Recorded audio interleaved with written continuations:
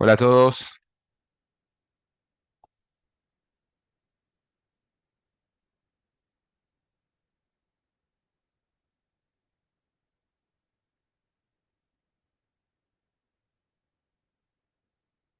Bueno, bienvenidos a todos. No sé si ya estamos conectados. A ver, espero que ok. Perfecto. Bienvenidos a todos a este webinar. Como ustedes saben y quienes no saben, me presento. Mi nombre es Hernán Funes. Soy director técnico de Persis España. Y estamos haciendo una serie de webinars. Este es el último del año. Abordando diferentes temáticas. Particularmente en esta ocasión vamos a estar hablando acerca del manejo integrado de aves plaga. Eh, este webinar ustedes van a poder escucharlo, va a quedar grabado, después se los puedo compartir. También si a ustedes les interesa el link cuando subamos esta grabación a nuestro canal de YouTube, así como el material PowerPoint o cualquier otra consulta que surja a raíz de esta presentación, pueden realizar sus preguntas en estos iconos de preguntas y respuestas que aparecen en el chat o a través de un correo me pueden escribir a mi mail que es hernan.funes@pelsis.com. Ahí les puedo responder cualquier inquietud que les surja. La idea es, como siempre, abordar un concepto de manejo integrado en donde vemos diferentes estrategias de control, pero para esta ocasión enfocado en lo que es aves plaga. Me gusta, y si me permiten comenzar, ir viendo la situación de las aves plagas de mayor a menor, en el sentido de mayor características descriptivas hacia la cuestión problemática en sí por la cual estas especies son contempladas como plagas en ámbitos urbanos. Y para ello ustedes saben que hay una definición de plaga, esto yo ya lo he hablado en algún webinar anterior, la cual va a generar un daño específico sobre actividades humanas. Ese daño, cuando hablamos de plagas en general, es un daño muy variado. Y esto, hablando de manera genérica, ante cualquier tipo de plagas, los daños podemos encontrarlo de diferentes formas, ¿no? Daños como destrucción de alimento, transmisión de enfermedades, disminución de confort, percepción de rechazo, que cuando estamos hablando de insectos nos referimos a entomofobia, daño en plantas ornamentales, césped y transmisión de enfermedades. Todo esto es extrapolable también al concepto de ave plaga, a diferencia de que cuando hablamos de una ave plaga, em, tenemos que especificar de qué ave estamos hablando, porque no todas las aves son plagas, no todas las aves ocasionan un daño, y las aves particularmente son animales que tienen un determinado estatus, si se quiere, a nivel social, y con lo cual requiere un manejo no cruento de esta problemática. No es lo mismo hacer un manejo de roedores en un ámbito urbano que un manejo de palomas en un ámbito urbano, donde claramente eh, las formas que vamos a proceder para eliminar esos dos focos son completamente diferentes, siendo en el caso del ave prioritario la elección, incluso esto está exigido dentro de un marco normativo en España, eh, de métodos no cruentos. Si vamos a la definición de plaga urbana, sabemos que hay una definición por parte de la Organización Mundial para la Salud, la cual aparece en pantalla y que hace un énfasis en las especies que provocan daño en la salud pública, el bienestar de la población y o daños económicos. Las aves plagas que vamos a estar viendo a lo largo de esta presentación contemplan estos tres tipos de daños, si se quiere. Lo que tienen que tener en cuenta aquellas empresas de control de plagas que nos están escuchando y que están participando en este webinar, que el servicio para el control o para el manejo integrado de aves plagas es complejo y al mismo tiempo tiene que ser especializado. ¿Qué significa eso? Que se requiere una integración de diferentes conocimientos desde la biología, desde conocimientos vinculados a la mecánica, a la física e incluso a la química, que van a permitir llevar adelante estrategias que restringen la proliferación o la instalación de las aves en los lugares donde están generando un problema. Estas estrategias, cuando se implementan, van a formar lo que se conoce como un manejo integrado de plagas, y esto hace que el servicio sea un servicio muy específico, incluso contemplando características como trabajo en altura, con lo cual hace que requiramos determinados instrumentales, determinados permisos, y eso va a traer como consecuencia que es un servicio caro con buenos márgenes, y esto requiere también una formación para poder trabajar en estas condiciones, contemplando también que si implementamos una estrategia inadecuada de manejo de aves, podemos recurrir o llevar esa situación a un escenario con posibles fallas en el control. Por ende, eso lo tenemos que reducir al mínimo posible. Es fundamental cuando implementamos un servicio contra las aves plagas, el componente que tiene que ver con la inspección y con la planificación de la actividad. Eh, Ver dónde están las aves plagas, dónde anidan, de qué se alimentan, dónde beben agua, importantísimo, y de qué manera puedo restringir esa fuente de alimento. Creo que en otros webinars, no sé si participaron todos de algún otro webinar, lo he dicho varias veces, un organismo se transforma en plaga cuando aparece ese tríade famoso, que siempre que está presente se transforma en plaga, que es agua, refugio y alimento. Y las aves plagas no son la excepción. La inspección nos nos permite adelantarnos a ese tipo de situaciones, siempre conociendo la legislación vigente. ¿A qué me refiero con esto? Las aves son especies que en muchos lugares está regulado de manera muy precisa de qué manera podemos manejarlas, y eh, no siempre una herramienta de control son extrapolables en diferentes países. Cada país puede tener sus propias restricciones respecto a usar o no un determinado, una determinada justamente, van la redundancia, herramienta de erradicación o de eliminación del problema. Conociendo la legislación vigente, yo y ustedes como empresa también deben de contemplar el impacto que genera el trabajo sobre aves en la sociedad, porque las aves tienen una imagen específica en la sociedad. De hecho, la paloma es el símbolo de la paz, y eso repercute de una manera significativa. Tienen muy buena prensa las aves, independientemente de que también generan unos impactos sobre la salud humana. Pueden generar unos impactos sobre la salud humana significativos. Entonces, contemplando esto y teniendo en cuenta la capacidad que tienen de transmitir enfermedades, se transforma en un servicio que se puede cobrar, y se cobra muy bien, y que requiere una formación específica para poder ejecutarlo de la manera más eficiente posible.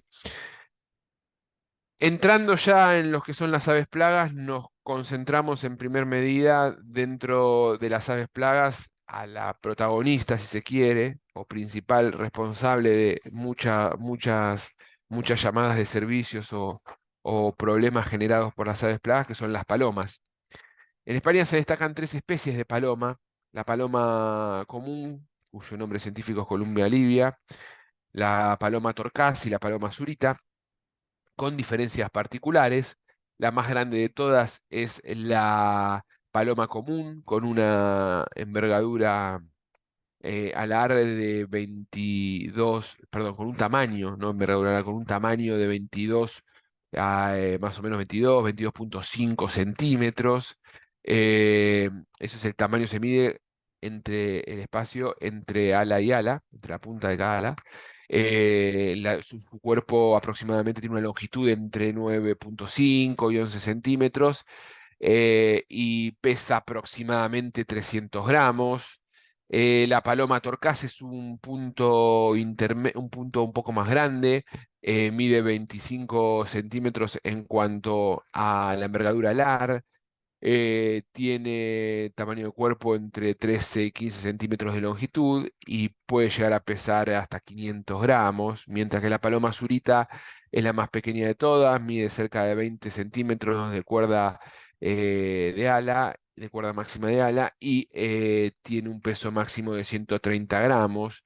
Como pueden observar, el plumaje es diferente. Tenemos un plumaje eh, antes de entrar en el plumaje, tenemos también una diferencia en la coloración de los ojos. Fíjense en que la paloma común tiene un ojo de color marrón, la paloma torcaz tiene ojos amarillentos y la paloma zurita tiende a tener ojos bien oscuros. En las plumas tiene unas manchas características, siendo el cuello iridiscente con una iridiscencia púrpura verdosa, la paloma común, unas manchas blancas en el cuello, en las plumas del cuello, en la paloma torcaz, y una mancha con iridiscencia verdosa en la más pequeña, en la paloma zurita. Otra diferencia son las manchas oscuras en las alas, típica de las palomas común. En la paloma torcaz tiene una mancha blanca en las alas, y en la paloma azulita tiene una mancha negra en las alas. Esto es bien característico para diferenciar cada una de estas especies. En líneas generales tienen hábitos similares, eh, si bien la torcaz está más asociada a, a desplazamientos eh, eh, durante las épocas más frías del norte hacia el centro-sur. Las otras no se desplazan tanto con las temperaturas. Las tres especies tienen una capacidad reproductiva similar, colocan aproximadamente 2 huevos por postura. Ocasionalmente podemos ver 3 huevos por postura. Las palomas se destacan porque sus nidos son súper básicos, no tienen una complejidad en construcción de esos nidos como si lo tienen otras especies de aves. Realizan varias puestas anuales, pudiendo llegar hasta 7 puestas anuales, por lo que podemos multiplicar esas 7 puestas anuales con un promedio de 2 huevos por puesta en una capacidad reproductiva por cada hembra de paloma, 14 nuevos individuos. La incubación es bastante corta, estamos hablando que pueden durar 2 semanas, a lo sumo 3 semanas, depende mucho de la temperatura. Y los pichones se vuelven independientes al mes y un poquito más de un mes, mes y medio de vida. Se reproducen a los 6 meses y, como mencionamos, anidan básicamente en cualquier estructura sin necesidad de que sea una estructura súper protegida. Todas estas aves plagas que vamos a ir viendo a lo largo de la presentación, incluyendo por supuesto las palomas, forman grupos, y esos grupos vuelan en conjunto, lo que se denominan bandadas.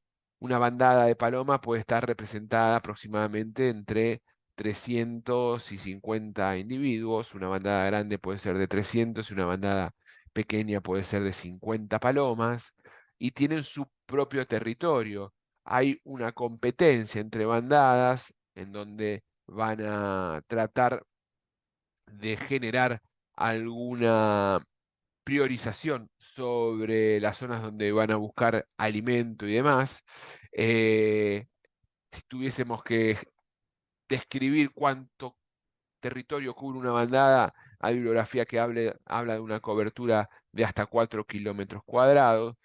Y las palomas, como muchas aves, realizan su orina y sus heces en una misma deposición, y sus deyecciones las liberan cantidades, que son un problema porque son focos de contaminación para transmitir microorganismos que pueden llegar a producir enfermedades, sobre todo en vías respiratorias, una vez que esas deyecciones están secas, al mismo tiempo como son una fuente de contaminación de diferentes estructuras, ya sean monumentos, eh, autos que están aparcados debajo de una zona de donde las palomas se posan y demás. Son bastante longevas. Las más pequeñas tienden a vivir un poco menos, como mencionamos el caso de la paloma zurita, y las más grandes tienden a tener una vida un poco de más longitud.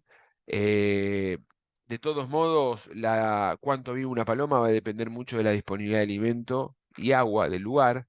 teniendo casos de que una paloma puede vivir hasta 8 años, y en otros casos palomas pueden vivir hasta 3 años. ¿Por qué les menciono todos estos datos? Hay algunas estrategias de control que tienen que ver con aportar químicamente productos que generan esterilidad, productos ovicidas, que cuando la paloma lo ingiere, generan una pared delgada en los huevos y no puede prosperar el embrión en el interior. Son productos interesantes, pero tengamos en cuenta que esos productos ovicidas de alguna manera esterilizan a las palomas, pero la paloma puede llegar a vivir hasta 8 años, acabamos de decir. Mientras tanto sigue contaminando.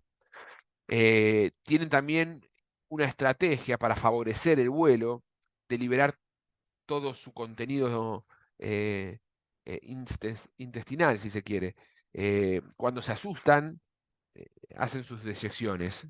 Entonces es muy común también cuando sale una bandada a volar producto de algún susto, de alguna percepción de algún enemigo natural, que libere una cantidad de deyecciones.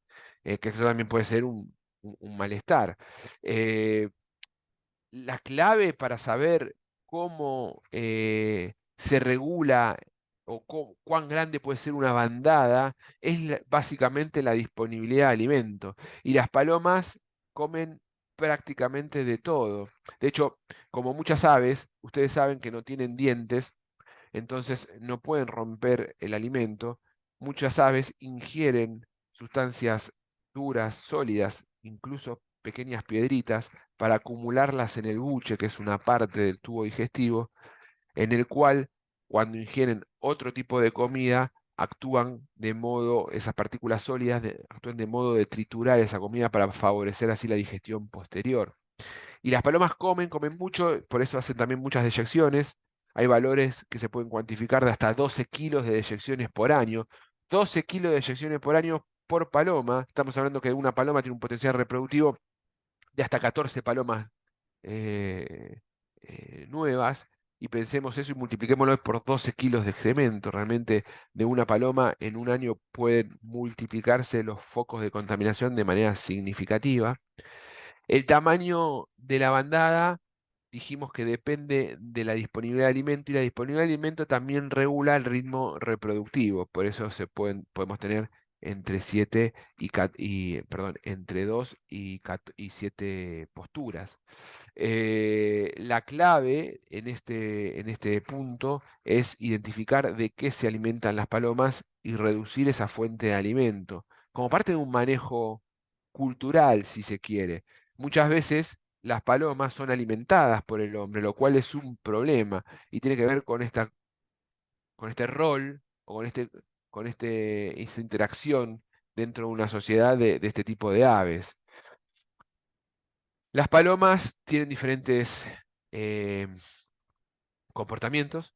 Las aves usan distintas áreas de los edificios para fines diversos, prefieren unas áreas por sobre otras, y ustedes piensen que las palomas originariamente estaban y realizaban su ciclo de vida en acantilados y tienen un comportamiento de visualizar y tratar de posarse en zonas altas para identificar rápidamente predadores.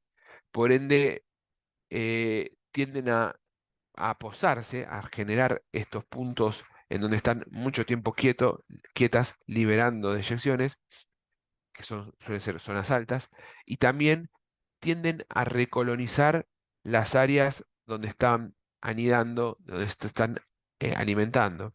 De hecho, cualquier colombófilo le podría explicar de qué trata ese deporte, y básicamente es agarrar una paloma, alejarse una cantidad de kilómetros determinado y soltarle. La paloma tiene un sentido de orientación único que puede volver a su lugar de origen, a ese palomar, y puede recorrer cientos de kilómetros. Hay registros de palomas que pueden volar hasta 300 kilómetros, 350 kilómetros sin ningún inconveniente.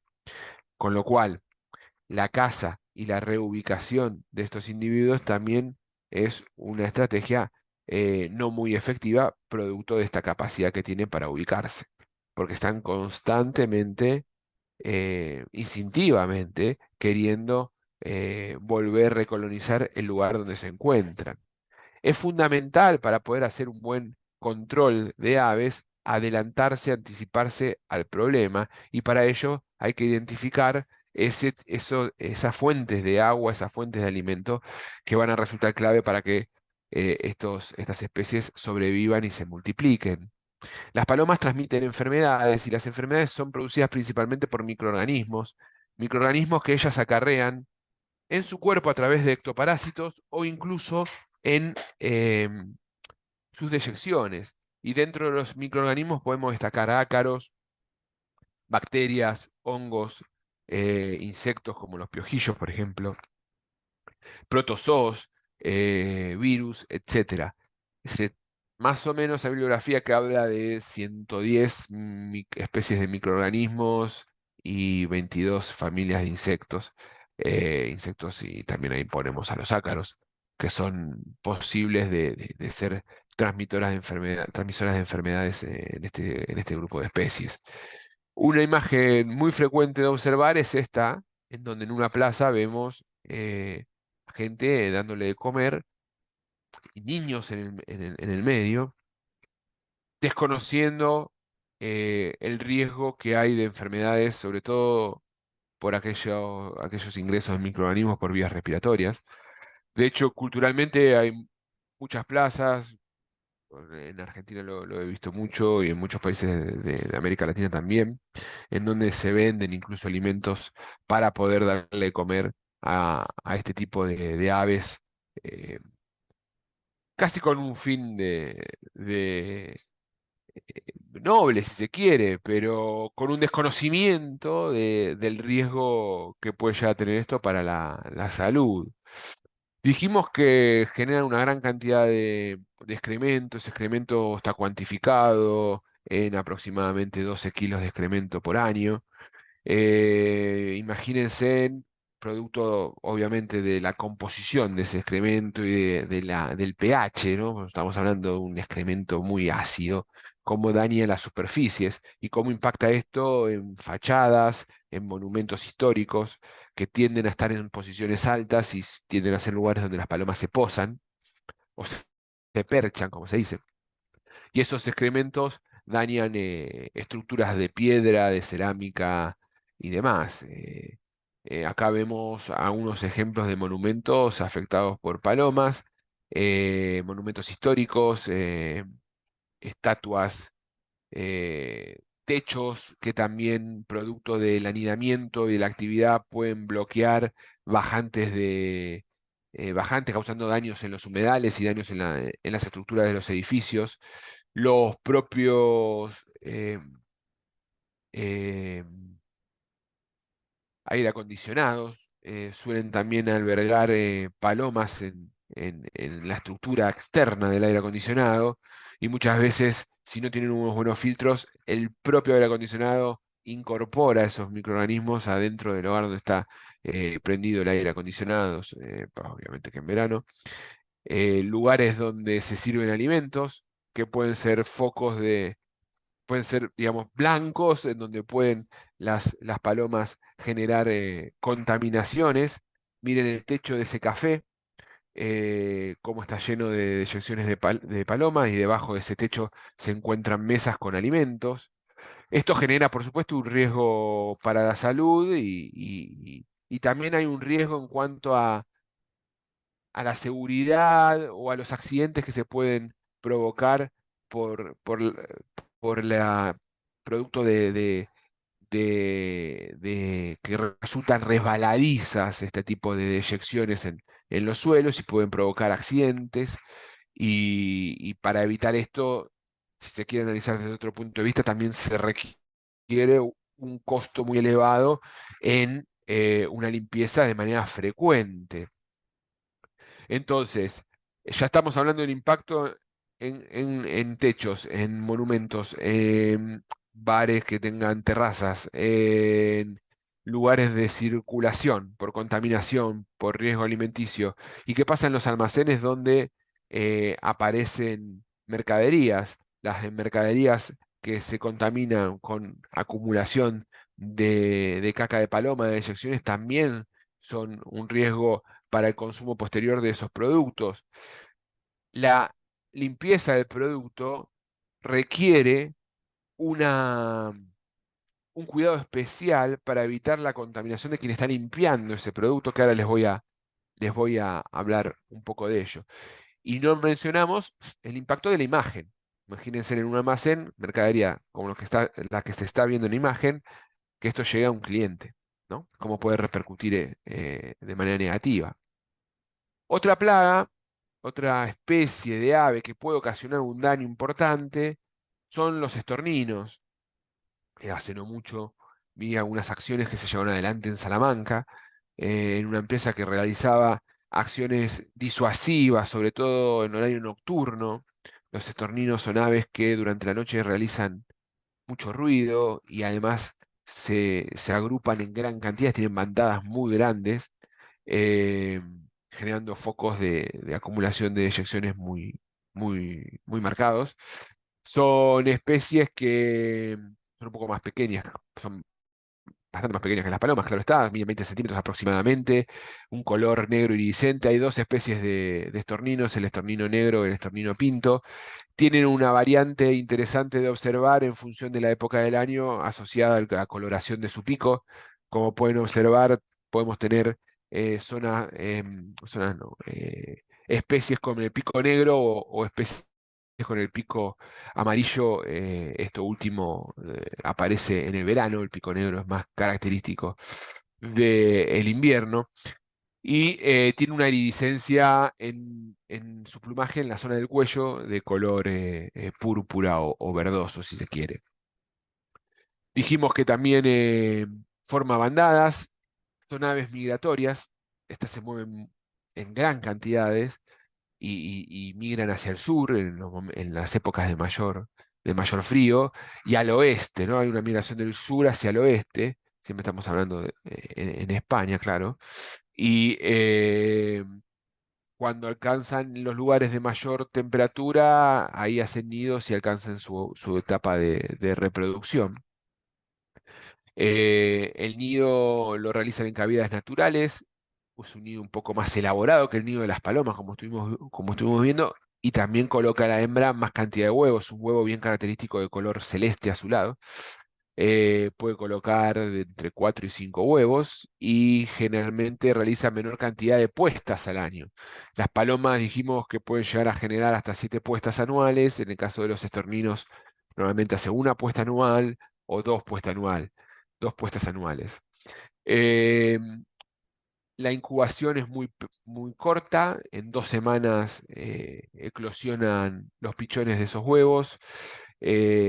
Tienen una actividad compartida de cuidado de esos huevos, tanto la hembra como el macho. También esto es algo que no es muy común en muchas especies de aves.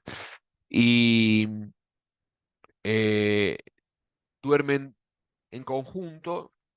Cuando empieza a hacer frío en los lugares, se agrupan más en busca de calor corporal del grupo, eh, y generan lo que se conocen como dormideros comunales, en donde generan ruidos nocturnos y hay acumulación de excremento en la vía pública. Esto se ve claramente y es un excremento que, al igual que en el caso de las palomas, se destacan por su mal olor y también pueden transmitir enfermedades similares a las que estuvimos, provocada por microorganismos similares a los que estuvimos viendo en cuanto a lo que Paloma se refiere, ¿no?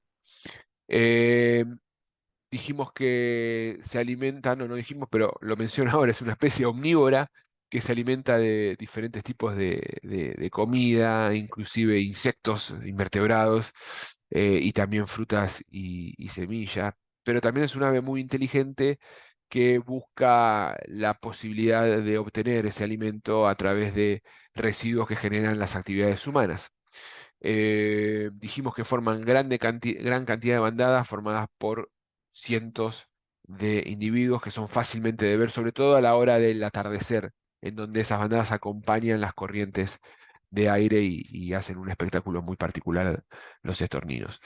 Eh, Otra especie ya de mayor tamaño, un tamaño mucho más grande, son las gaviotas, típicas especies en zonas cercanas a la costa, claro está.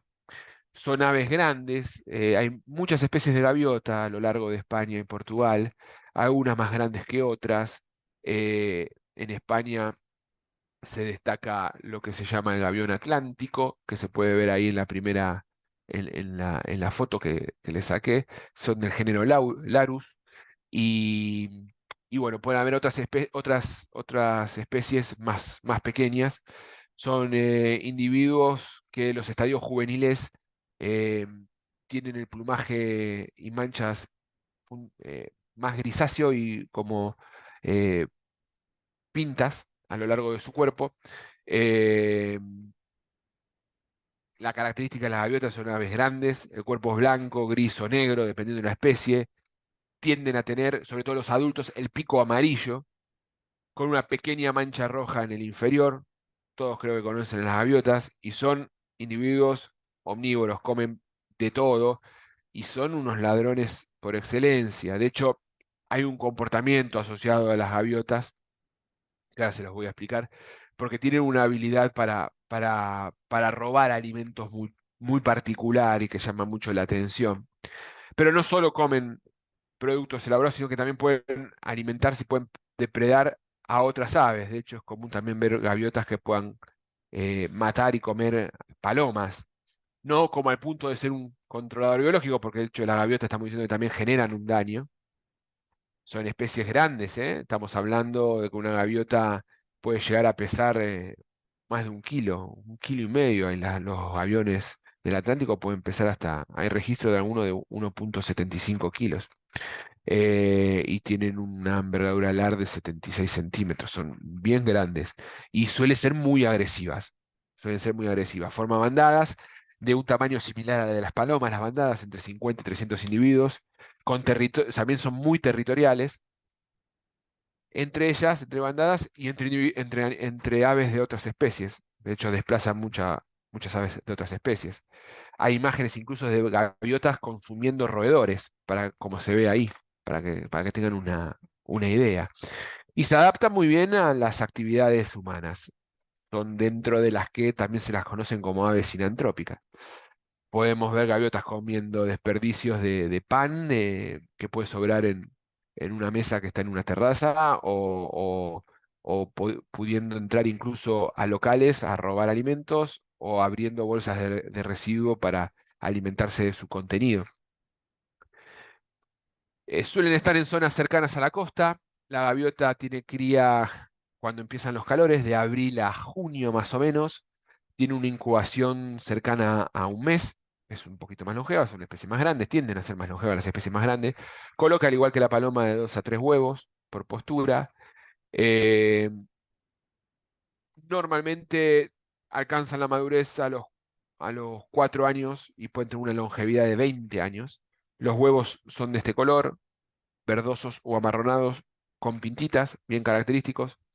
Podemos encontrar los nidos en techos, en tejados, en árboles, siempre en zonas altas, elevadas, y eh, suelen tener, también esto es particular, suelen tener pareja, se emparejan de por vida. Macho y hembra suelen ser una pareja que dan mucha descendencia.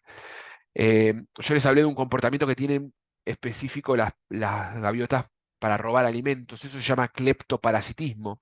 Y acá les voy a mostrar algunos videos ejemplos de cleptoparasitismo, donde podemos observar como en el primer video una gaviota ingresa a un local y se roba un paquete creo que son patatas fritas o algo así. En el segundo también se ven gaviotas robando, en este caso en un lugar donde se sirven alimentos, en una especie de restaurante, un paquete de galletitas. Y en el tercer video se ve también la agresividad, en este caso persiguiendo a un joven al punto que tiene que soltar el alimento que acarrea en la playa, porque literalmente él está siendo atacado por 1, 2, 3, 4, cerca de 15 gaviotas dando vueltas a su alrededor. Son animales agresivos, como mencionamos, y también son vectores de enfermedades. Los excrementos pueden contener bacterias, virus y otros microorganismos que producen diferentes tipos de enfermedades. Y otra característica es que requieren agua para poder sobrevivir, como todas las aves, pero particularmente las gaviotas y las palomas requieren una cantidad de agua dulce importante, con lo cual identificar las fuentes los bebederos donde están bebiendo agua es clave para poder cortar ese acceso y de alguna manera presionar al ave a que se desplace hacia otra zona donde no ocasione problema. Por último, y antes de entrar en las herramientas que podemos utilizar como métodos no cruentos de control, me voy a enfocar un poco en el tercer grupo de aves, o cuarto grupo de aves, mejor dicho. Este caso es la más pequeña de todas. Estamos hablando de los gorriones. Los gorriones son un grupo de pájaros que son muy pequeños, miden entre 12 y 30 centímetros, dependiendo la especie, de un color amarronado, con el pecho blanco y el cuello blanco con o sin manchas también laterales. Son omnívoros, pero pueden también alimentarse de insectos, eh, no solo de frutas y granos, pueden alimentarse de insectos y aprovechan mucho los residuos que deja el hombre en determinados ámbitos. Eh, es raro que estén juntos, gaviotas, gorriones y palomas. Normalmente son bastante desplazados, sobre todo por gaviotas, y a veces los gorriones incluso desplazan a las palomas. La paloma es más difícil de ser desplazada. El gorrión intenta desplazar a la paloma, pero la paloma es mucho más insistente. Ahora, cuando hay gaviotas, el gorrión se va del lugar. Es raro que encontremos a estas dos especies en conjunto. Los huevos que colocan en sus nidos, que son nidos un poco más elaborados, eh, son pequeños, son huevos que eh, están incubados aproximadamente 2 semanas en un grupo de 3 a 5 huevos de color eh, eh, grisáceo con manchitas marrones. Pueden volverse jóvenes al mes, esos pichones, y alcanzar el vuelo, y unos días posteriores, a los 15 días después, un mes y medio, ya están sexualmente aptos para poder reproducirse. Viven 4 o 5 años. No suelen migrar, pero ocasionalmente cuando están en zonas muy frías, se vuelan un poco y migran un poco. Hacen trayectos cortos.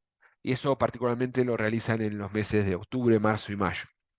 Eh, Contaminan mediante sus deyecciones, provocan malos olores, y lo mismo que vimos en las otras especies, ¿no? Están asociadas a actividades humanas y buscan los residuos que nosotros dejamos en esos lugares.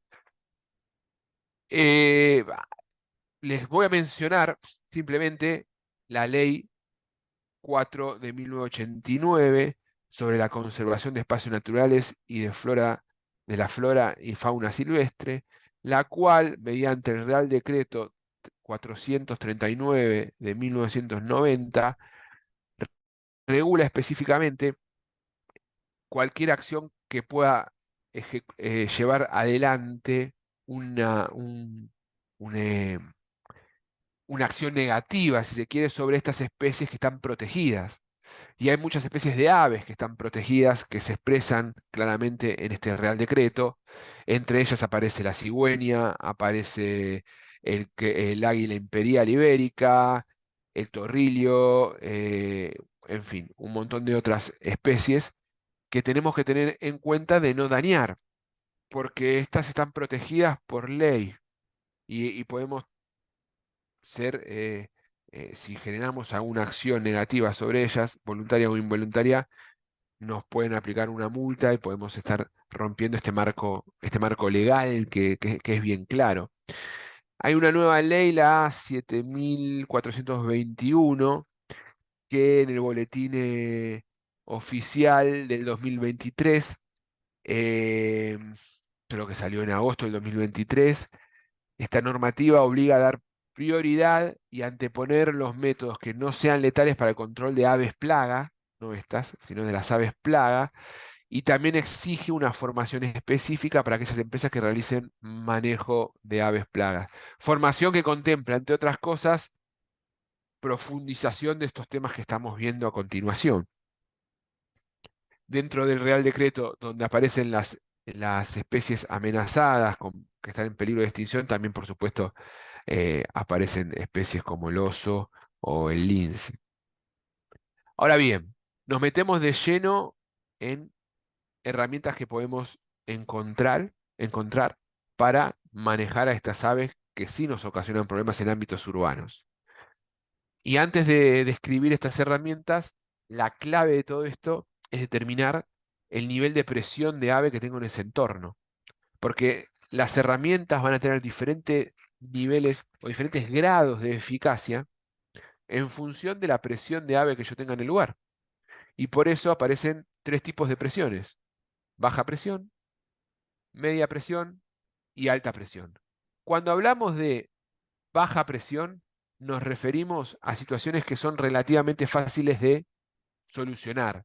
Son lugares donde las aves, por ejemplo, estamos hablando de palomas, se posan de vez en cuando y no tienen ese instinto de volver hacia ese lugar. Son como lugares donde ocasionalmente se posan y pueden generar una contaminación puntual. Esas son áreas de baja presión. No tiene que ver con la cantidad de aves que hayan, ¿eh? Pueden haber muchas o pocas, pero el área de baja presión es un lugar donde momentáneamente el ave se posa. El otro punto importante es saber cuándo estamos hablando de aves de zonas, perdón, de media presión. Las zonas de media presión son donde las palomas se perchan o hacen los famosos baños de soles ocasionales.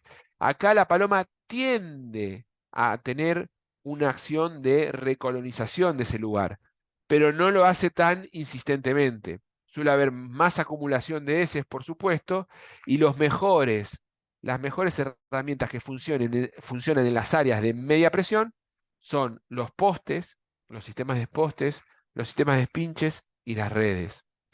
Los sistemas de alta presión, acá las probabilidades de falla son más altas. El ave no solo se percha en el lugar, sino que también anida y se alimenta, y hay instintivamente una fuerza muy importante para recolonizar de vuelta ese lugar. Si uno remueve el ave de ese lugar, va a volver a los lugares de alta presión. Insisto, no tiene que ver con la cantidad de aves que haya, sino con la insistencia por volver a ese lugar.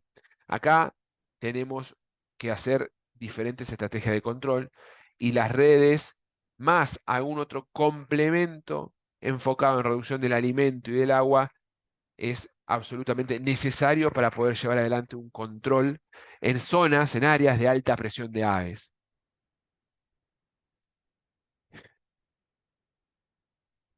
Entonces, lo resumimos.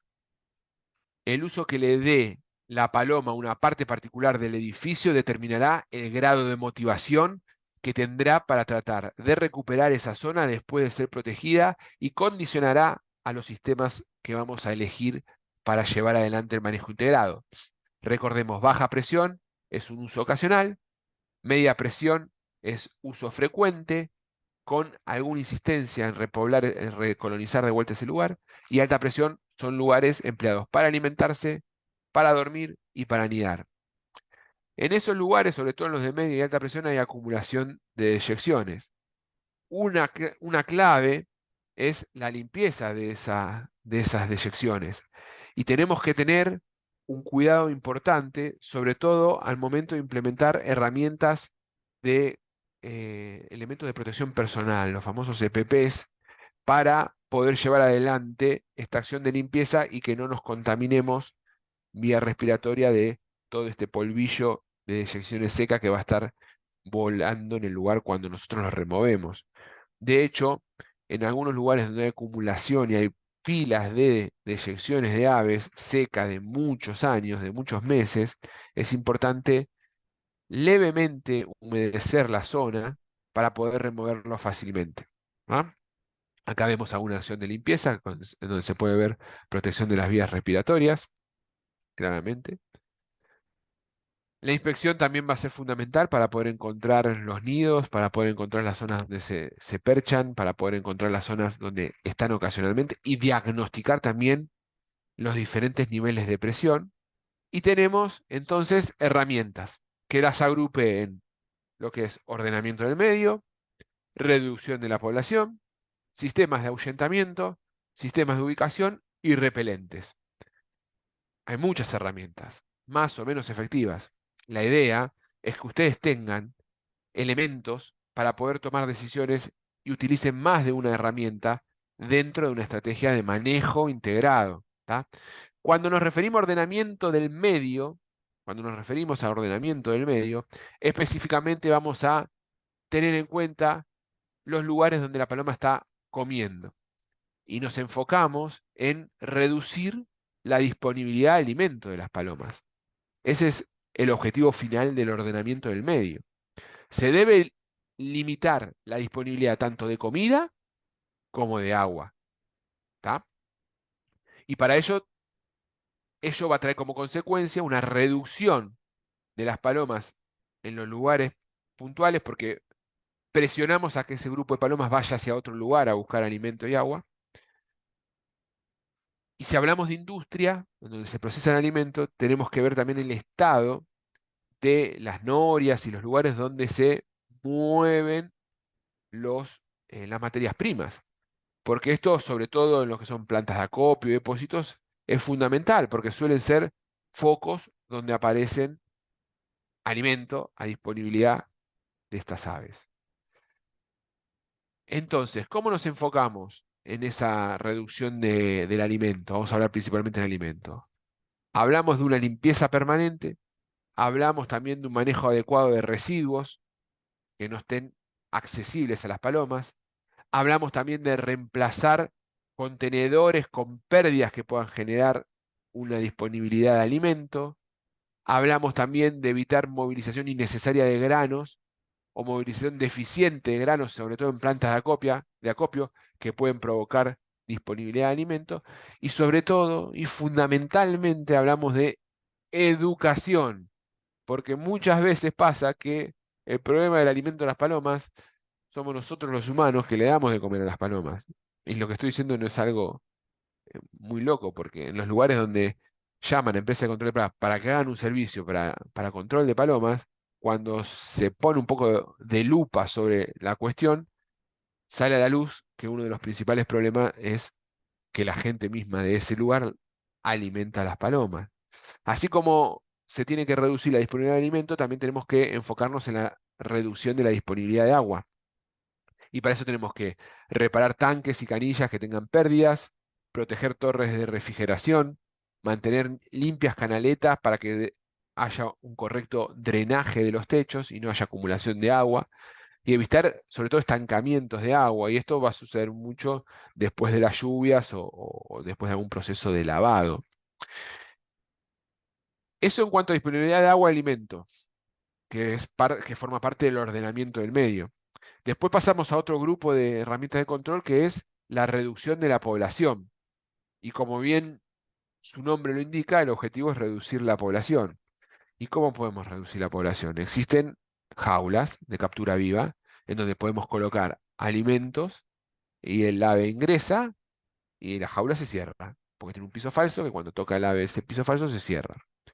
Esto como reglamento de control en un nivel, en un lugar con una presión alta, con bandadas numerosas, es absolutamente insuficiente.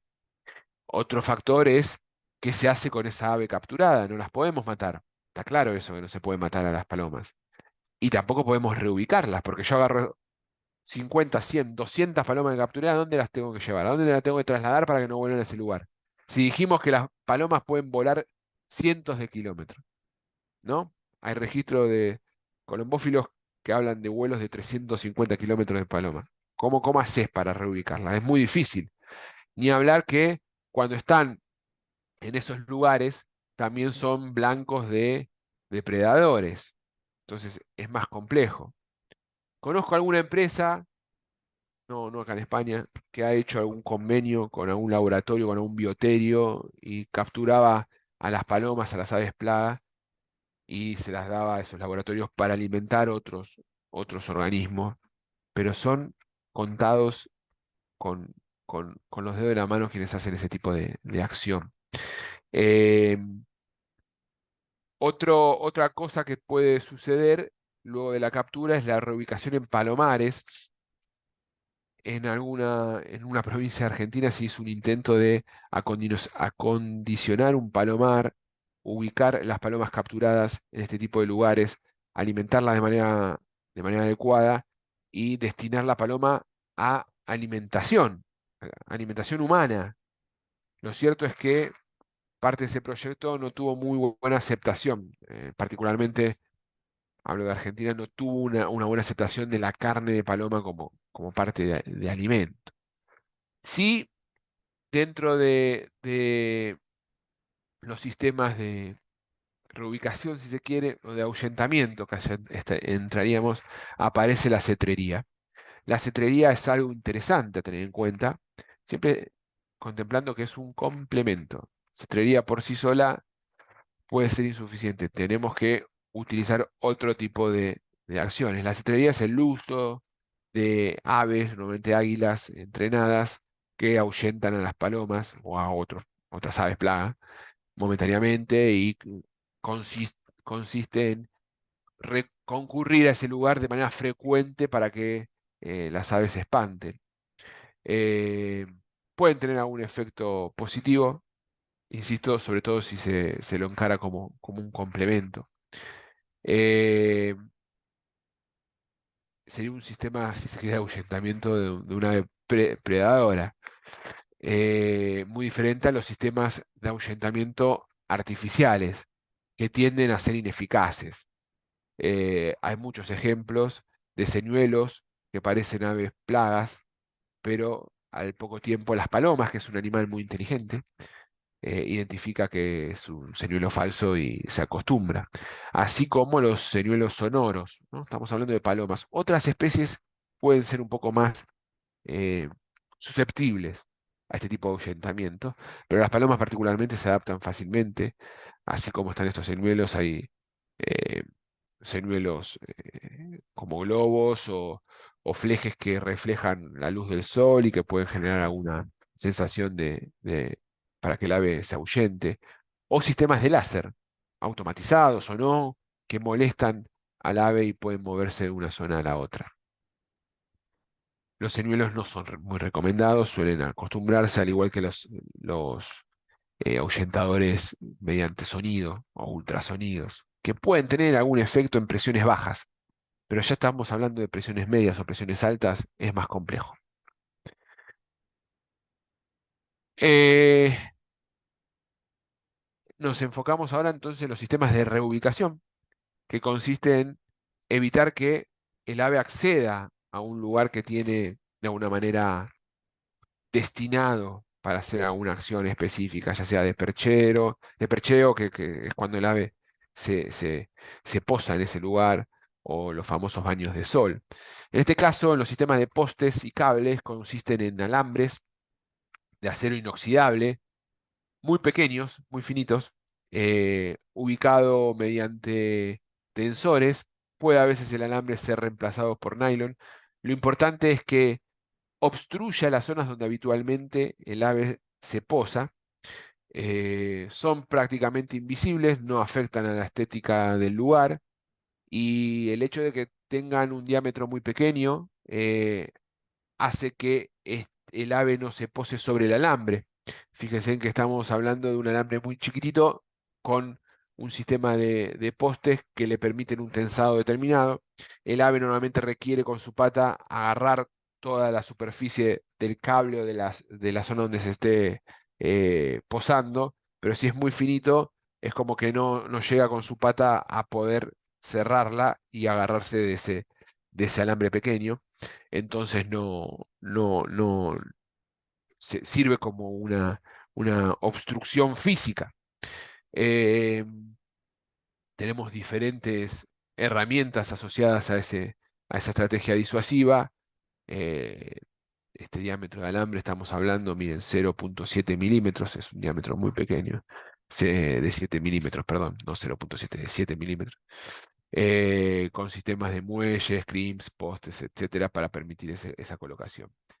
Otra, Otro sistema disuasivo del ave para zonas donde se percha o donde anidan son los sistemas de pinches.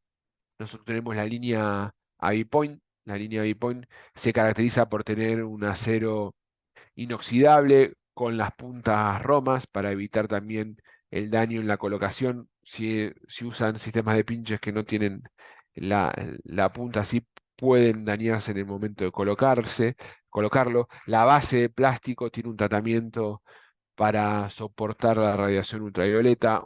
Estos sistemas de pinches bien colocados duran muchos años. Eh, Son sistemas que dependiendo del modelo tienen un grado de abertura diferencial, como se puede observar en este cuadro. Tenemos diferentes presiones de aves, alta, media y, y baja, y tenemos diferentes modelos de Avipoint, P14 para las presiones bajas, P20 para presiones media a baja y P32 para presiones altas. El Avipoint G20 más recomendado para lo que es gaviotas y así se puede ver, acá tienen dos ejemplos del Avipoint 14 y el Avipoint P20. Es tan importante el uso de un buen pinche con un sistema duradero y seguro como la colocación del mismo. Si no respetamos las distancias entre pinches, por ejemplo, en una medianera, en un cerco, podemos dejar el espacio suficiente como para que el ave anide en el medio. Un pinche mal colocado va a generar una zona propicia para que el ave se pueda parar o pueda anidar en ese lugar. Necesitamos colocarlo de manera precisa, respetando las distancias entre sí, que hay que ver las recomendaciones o las especificaciones técnicas según el modelo. Normalmente, y a modo de referencia, ustedes pueden ver acá en el P14, se recomienda una distancia entre 6,5 centímetros entre cada uno de los extremos del pinche y 6,5 centímetros de la pared. Y si tenemos una presión alta y queremos asegurarnos de que esos 6,5 centímetros no sean suficientes como para que una ave pequeña pase entre medio, lo podemos reducir a 5 centímetros. Existen variantes de colocación de los sistemas de pinches, por ejemplo, en estos tubos, que nos permiten colocarlos en lugares particulares, incluso con acciones de remoción temporaria. Eh, También podemos combinar diferentes modelos de los Avipoint, dependiendo también la arquitectura del lugar que querramos proteger. Y para poder pegarlos en el sustrato adecuado, también tenemos los adhesivos específicos, ya sean algunos que están específicamente diseñados para superficies secas y limpias y otros que se adaptan mejor a superficies húmedas, porque hay muchos tipos de superficies, entonces tenemos que contemplar también que queden bien colocados este tipo de herramienta. Acá les muestro algunos ejemplos de otros modelos, perdón, P32 para palomas o el G20 como les mencionaba para gaviotas, los clips que permiten acoplarlos a canalones eh, o a cumbreras. Y acá vemos ejemplos de colocación de sistemas de pinches en carteles, ¿cómo es? En cámaras de vigilancia. Les mencioné que un pinche mal colocado podía generar un lugar para que el ave aparezca. Y este es un ejemplo de pinches malos que pueden doblarse por la manipulación de los mismos o colocados incluso combinados con sistemas de redes, de modo tal que si no tenés una red tensa y pones un pinche que genere un espacio, puedes encontrar este tipo de situaciones. Un ave anidando entre una red y un pinche. ¿Mm? Las redes, sin lugar a dudas, son la herramienta más eficaz en cuanto a la restricción del ave hacia la zona que quiere uno proteger. En industrias, en plantas de acopio son muy útiles, en fachadas históricas, en monumentos incluso pueden tener una colocación y no afectar a la visual de ese lugar.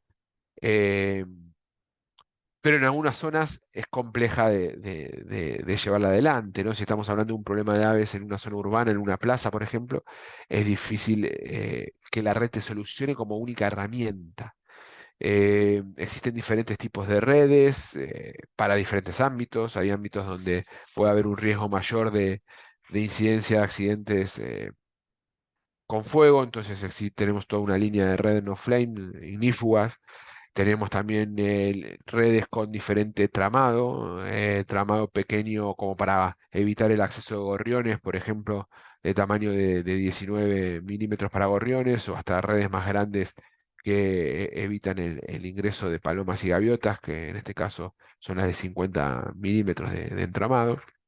Acá tenemos ejemplos de colocación de redes, bien colocadas, tirantes. La red se fija eh, mediante un cable de acero que también tiene que estar tenso y con el cable tiene que estar amurado a la pared. La red tiene que estar agarrada al cable con unos ganchos especiales también que permiten esa fácil manipulación y colocación de la misma. Y la idea es, cuando trabajamos con áreas grandes, es utilizar la combinación de todas estas herramientas que estamos llevando adelante. Recordemos que las redes tienen un tratamiento para resistir la radiación ultravioleta, y esto hace que subsistan en excelentes condiciones durante muchos años, incluso en lugares con temperaturas estivales muy elevadas. Pueden ser muy discretas, y podemos, como en este tipo de lugares en donde tenemos que hacer un énfasis en la visual para poder identificarlas. Asimismo, las redes también pueden tener algún accesorio como cierres puntuales, como se ve aquí, para permitir eh, reparar alguna luz o algo que haya quedado, o que haya, o que tengamos que atravesar esa barrera física para poder reparar o para poder manipular, sin tener la necesidad de cortar las redes, porque muchas veces las empresas de control de plagas hacen el servicio y después quien hace el mantenimiento ve una red y tiene que cambiar un foco, y va con la tijera y corta la red, tirando a la basura todo el trabajo complejo que es la instalación de redes. Bueno, algunos modelos, accesorios, no voy a hacer mucho hincapié en esto. Y tenemos también un sistema de disuasivo que es el Avishock. El Avishock es un fleje que permite un, un transporte eléctrico de corriente, una corriente eléctrica, que cuando el ave con su pata toca eh, ambos polos genera una descarga y provoca una disuasión de la misma. El fleje puede acompañar todo el relieve de la fachada, es mucho más invisible, si se quiere, que un sistema de pinches. Tenemos diferentes tipos de flejes con colores distintos, acoples que permiten a los flejes tener un diseño y un circuito particular en función del lugar donde lo querramos poner. Y encontramos este tipo de situaciones en donde se coloca el fleje y las aves no se posan más en esas zonas, no solo para palomas, sino también para gaviotas y demás. Estas pueden ir conectadas a la corriente eléctrica, o podemos también tener paneles eléctricos para que se alimenten de manera autónoma. Y pasamos de este escenario con sistemas de Avishock de este escenario con sistemas de pinches a este escenario con sistemas de Avishock. Ejemplos de zonas con presencia de palomas y gaviotas y con flejes. En fin, tenemos muchas herramientas, y la idea de esto es integrarlas dentro de un manejo en donde podamos combinar sistemas eléctricos, redes, pinches, tensores, lo que sea necesario para evitar que el ave genere un problema. ¿M? Eh, Recordemos que el control de palomas puede ser un control costoso, pero que es un trabajo que tiene muy buen margen, y que es mucho más costoso la pérdida que provocan esas palomas sobre la mercancía o sobre ese entorno. ¿M? Por último, y para ir cerrando esta presentación, les quiero hablar acerca de los repelentes, sobre todo los repelentes químicos. Particularmente hay uno que es el metilantralinato, el antralinato de metilo, que es un éster, el cual genera una reacción de irritación cuando el ave respira este producto. Se tiene que aplicar por nebulización o por termonebulización. La contra es que dura lo que dura el producto en el ambiente, y que no tiene un efecto sobre los pichones y sobre los nidos, ¿no? Sirve para presiones bajas o a medias y en algún lugar puntual. ¿Tá? Eh, Esto es un poco las generalidades de las herramientas. Hay otras más. Mencionamos al pasar algunas herramientas asociadas a la esterilización, como los productos ovicidas, que pueden tener una utilidad, sobre todo con una estrategia al largo o mediano plazo. Y también descartamos, no mencioné, existe alguna tecnología asociada a estos sistemas de ahuyentamiento que se puede vincular a drones, eh, drones que emiten sonidos que imitan aves rapaces, que también el efecto disuasivo de eso depende mucho eh, de la presión de aves. Eh, Otra característica que podemos encontrar con el uso de los drones es la facilidad de este tipo de herramienta tecnológica para los procesos de inspección en altura, sobre todo con estas cámaras de alta definición que nos permite visualizar detalles. Así que, bueno, voy a pasar a leer algunas preguntas. Les agradezco muchísimo que se hayan conectado. Este es el último webinar del año. La idea es a partir del año próximo, vamos a hacer un par más, pero queremos hacer una transición también hacia la presencialidad. Estuvimos teniendo una experiencia en Dos Hermanas, ahí cerca de Sevilla, en donde pudieron participar varias empresas de control de plagas y generamos ahí un ámbito interesante de discusión de diferentes temáticas. La idea es este año, después del momento de ferias que tenemos en España, después de febrero y marzo, también hacer alguna acción por la zona en abril, así que estén atentos a las redes sociales que publicamos mucho información por ahí. Y, y bueno, sin más que agregar, paso a leer algunos comentarios. Cristóbal, ladrón de Guevara, comenta que los drones muchas veces tienen una legislación muy específica. Es cierto, depende también del tamaño del dron y el lugar donde lo estés utilizando, puede llegar a tener alguna limitante en el uso. Normalmente, para lo que es inspección de una estructura de edilicia de drones pequeños donde tú puedes instalar una cámara de alta definición, suele no tener tantas restricciones y cualquiera lo puede utilizar. Ahora, si de repente estás en una zona de aeropuerto donde estás haciendo un servicio de control de aves, no hablamos del impacto de las aves en los aeropuertos, que eso también es un mundo aparte, porque el impacto que pueden generar las aves cuando chocan o se meten dentro de las turbinas, tiene un impacto económico altísimo. Entonces, la tolerancia de aves en esos lugares es baja. Bueno, y ahí en determinadas zonas hay unas restricciones particulares. Es cierto lo que dice Cristóbal.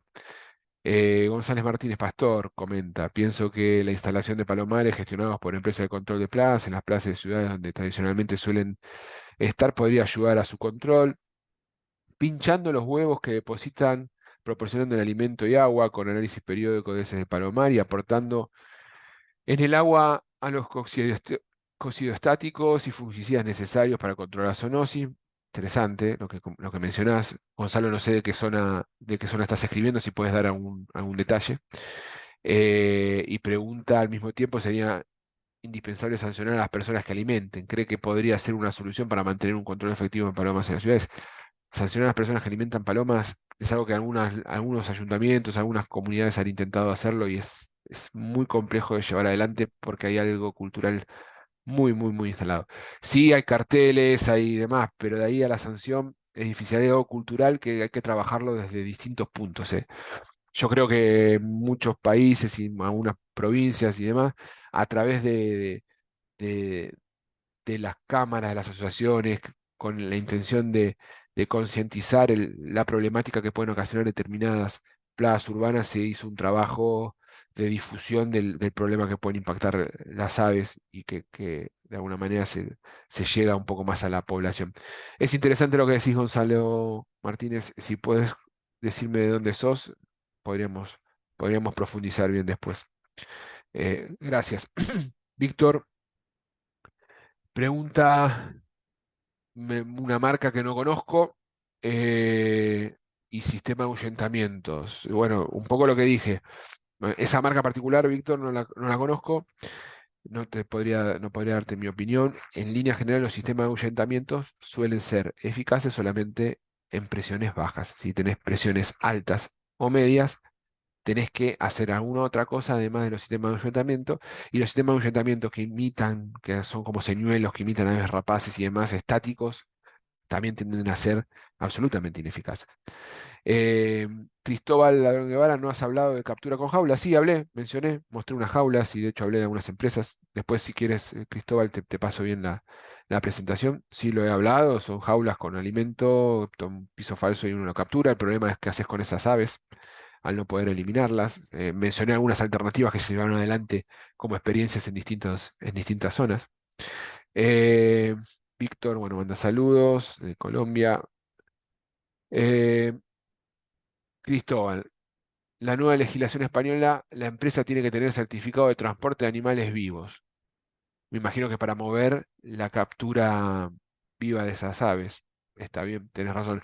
Si podés complementar en el chat, Cristóbal, me gustaría saber qué haces con esa captura. Cómo procesás esa captura de palomas en jaulas. Eh, bien, bueno, Manuel, lo mismo. No, pregunta las recomendaciones sobre la gestión de palomas capturadas. El tema de las jaulas de captura viva los puse como herramientas, porque describí todas.